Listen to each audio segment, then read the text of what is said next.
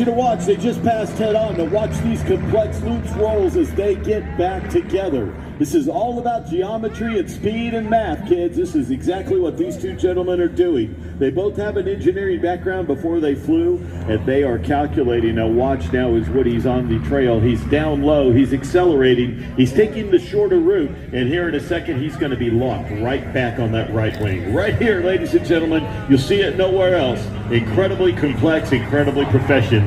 There he is, the Undaunted Airshow jet trainer and first jet fighter. With the pyro support from Firewalkers International Pyro directly underneath. How about that? Now, in addition to air to ground, this aircraft in November 8th of 1950 was involved in the very first jet versus jet aerial combat, which took place between a P-80 Shooting Star and a MiG-15 in the area in Northwest Korea, later known as MiG Alley. Lieutenant Russell Brown piloting a Shooting Star of the 16th Fighter Squadron. Lieutenant Russell Brown piloting the Shooting Star outmaneuvered two attacking MiGs, tacked onto the tail of one and poured 50 caliber fire into him until the MiG exploded. It was the first of 827 MiGs to be shot down in Korea, and the first ever jet versus jet victory.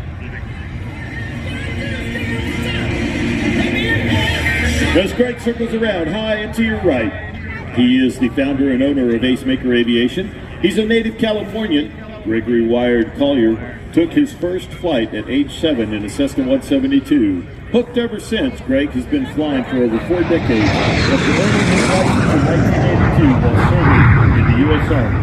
After leaving service from the Army, he worked keeping the skies safe for 27 years with the Federal Aviation Administration as an air traffic controller in Oakland Center. As a child, Greg loved the T-33 and always wanted to own one, and then eventually in 2007 he got a ride in the backseat of a friend's T-33. He knew immediately he needed to own one. He bought this one. He quickly named it the Ace Maker for its history, and eventually he now owns 3, and they campaigned at air shows all across North America as he shows you the expert slow roll capability of America's first jet trainer.